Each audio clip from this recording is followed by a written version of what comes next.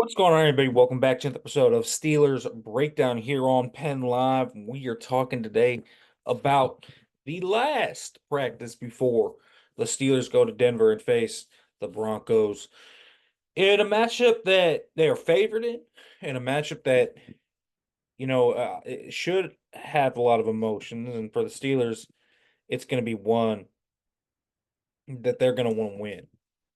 This is a really important game for the Steelers. We've often talked about how hard that back schedule is. But man, you start 2-0 and then maybe you even start to get to 3-0. The percentages of those teams that end up making the playoffs is significant. And so that is a big time, big time goal for the Steelers. So let's talk about it a little bit. I want to talk matchups. I want to talk, top things I need to see from them. First of all, the biggest matchup of the game to me for the Pittsburgh Steelers is their defensive line against this Broncos O line. This Broncos O line is the highest paid offensive line in football. You look at guys like Quinn Miners, Mike McGlinchey, Garrett Bowles. These are guys that have been paid well. These are guys that have a reputation in the NFL. These guys have been, to Pro Bowls or are ascending players in Miners' case. So these are players that are very important to Denver's effort, but they played terribly last week. Now, some of it wasn't on them. I think Bo Nix doesn't help them. I think Bo Nix was pretty bad with his pocket management, slid into pressure, stepped up into pressure, missed open guys, and tried to go out of structure. He was up there in terms of time to throw, trying to do too much. So this is a two-pronged thing. Bo Nix is going to have to be better in the pocket, and then you're going to have that offensive line hold up because we saw, man, the Steelers D line is as legit as it comes. It is. They are deep. They are deep. This offensive line, man, is going to have to meet the challenge because Pittsburgh can win from different angles. If TJ Watt takes over this game, nothing matters. If Alex Highsmith has a big game, nothing matters. If all of them have a big game like they did against the Falcons, where you had Ogunjobi making plays, where you had, even Keanu Benton beating Chris Lindstrom at times. I mean, again, it's all not going to matter. And this Broncos offense is going to have to run the football to win this. Quarterback run game. You're going to need to see more from Javonte Williams and Jaleel McLaughlin than what you got last week. You put together what Jaleel McLaughlin and Javonte Williams had last week, man. They averaged 2.7 yards per carry. It's just not good enough if you are the Broncos. You need the run game to be better. On tape, the run game looks better, but like it's not completely there in terms of the designed runs. Now, in the run game as well, you're also going to have to make sure if you are the Steelers to contain Bo Nix. That is a significant issue. He wins with his legs. Because he is still a young passer trying to kind of get up to NFL speed, NFL processing, where he can fit the ball in, where he can throw it, et cetera, et cetera. The bigger thing with that is he has to 100% make sure that he has a floor raiser, and the floor raiser is going to be his legs because he can absolutely fly. He really has extremely good speed when he hits the open field, and so that's definitely something that Pittsburgh needs to watch out for because this guy can really run when he gets out into the open field, and I think that's something that maybe people have underrated a little bit with him coming out of Oregon, but he can run. They're going to do a lot of quick game. That's going to be a big thing. You're going to have to tackle. Now they'll be without Devon Vele, who was like their designated big slot quick game guy last week. He had 8 receptions. Question is who it's going to be this week. Is it going to be, Marvin Mims? Is it going to be Troy Franklin coming off the bench? We'll see. But I would imagine they're going to have, probably Marvin Mims. He feels like the best of the yak options outside of Vele on this team. So I definitely would imagine it will be him. Cortland Sutton obviously will get some targets probably.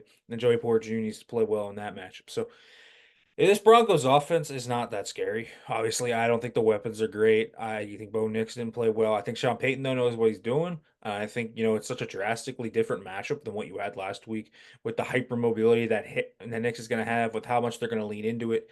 That it's just like the polar opposite of what you had last week with Kirk Cousins, where he didn't move at all. He was essentially statuesque, and so just that flip from one side to the other. It's a dramatic flip, and so the Steelers defense, I think one of the big things with the Steelers defense is like they can't warm up to this one. I think that was something that I really thought Mike Tomlin hit on the head in his press conference was, Steelers defense at times has a tough time at starts of games. They can't allow them to go down and score a touchdown, for example. I mean, that is significant. You can't let that happen. And so, they need to shut them out and snuff them out from the beginning here. On the other side of the football for me, I think the Pittsburgh Steelers have a few things they need to accomplish. I've talked about this. And I just feel like this needs to be Pat Fryermuth game. It really does. They don't really have anyone to truly match up and take away Fryermuth. And there's a reason for that. He can beat man coverage against these guys that he could face.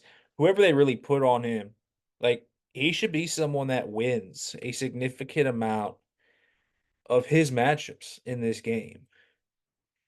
He is a really, really good route runner. He's savvy from the slot.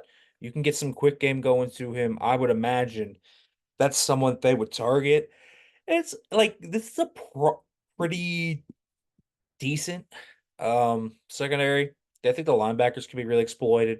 So whether you are looking at someone like PJ Locke and Brandon Jones, or you're looking at Alex Singleton or someone like that, I just think Fryermuth has a real chance to have a very productive day. He really does look like a guy that is ready for a huge week, and he was pretty excited, obviously, when I was talking to him. So that lets me know a little inkling that he might be getting a significant workload in this game, and so I think that's the right move. He needs to be. I don't now. George Pickens against Pat Surtain. I mean, that's going to be interesting because I think the Steelers, when against some teams just clearly don't have the corner to take away Pickens, the obvious corner, so they'll cloud him. But this game and last game, when you had Terrell and Surtain, are kind of interesting because if I were the Broncos, I would not be clouding George Pickens in this game at least. I would let Pat Surtain do his thing. They played man coverage 68% of the time last week. I expect it to be similar too. I also would, trust Riley Moss against Van Jefferson or whoever he's up against. Because Riley Moss, had 12 tackles last week and Tyler Lockett got a lot on him, but he was in pretty good position. Like in terms of where you think a young player making his first start is going to go, you expect him to go up after that film. So I definitely would. If I were the Broncos, I'd be comfortable playing man coverage. And if I were the Steelers, my man coverage guy to win would definitely be Pat Freiermuth. My secondary guy to look towards would definitely be either Najee Harris or Jalen Warren. I would try and really dice up the running backs route trees. I really think that could be a big asset to them. And then obviously, in the ground game, I think we're going to see Justin Fields have a ton of carries. Geno Smith never really got to lean into that, but he did gash them for a 34-yard touchdown. And this is going to be extremely, extremely important for the Steelers to get Justin Fields going on the ground. I think Sean Payton said they are going to treat him like a running back, which, I mean, I get it. But, I also, if I were the Steelers, I would be running a bunch of different things. I would definitely switch up the schemes this week. I know the Steelers are going to be a primarily zone team, and so that's kind of what they are. And so they'll run a lot of that zone stuff. But you look at the biggest hitting plays on the ground for the Seahawks last week, and a lot of it was due to gap runs. And, that to me signals, okay, Jalen Warren's a great gap runner. I would like to see them run counter. I would like to see them run power. I would like to see them do some different things like that crunch that are in the playbook that they ran a little bit in the preseason. Didn't run as much last week because game plan didn't really call for that.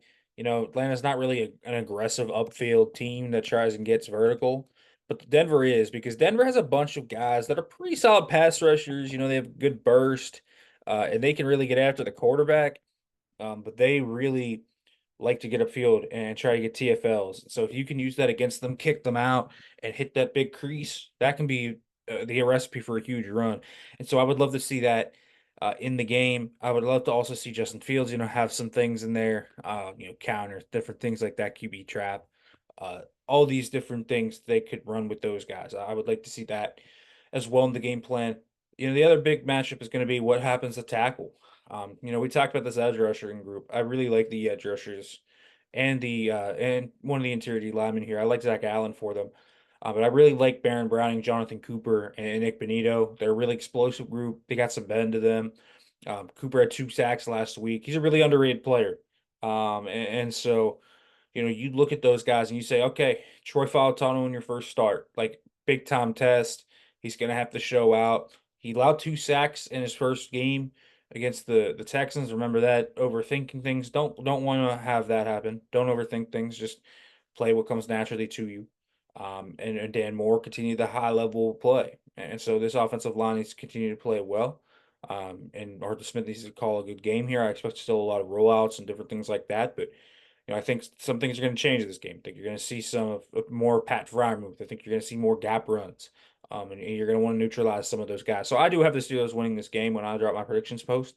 I think I'm going to have them winning this one probably something like 23-13, something like that. I think they have the potential to have a comfortable win. Now, we all know in games like this, sometimes the Steelers have historically let people down and have let those teams kind of run all over them last year, like against the Cardinals and against the Patriots. We have seen that happen, but this week cannot be one of those weeks. And so we'll see what ends up happening there. All right, everybody. Thanks for listening to Steelers Breakdown. Make sure to like, comment, subscribe, turn the notification bell for more. Make sure to leave a review if you are listening to this on a podcasting platform as well. See you this weekend in Denver.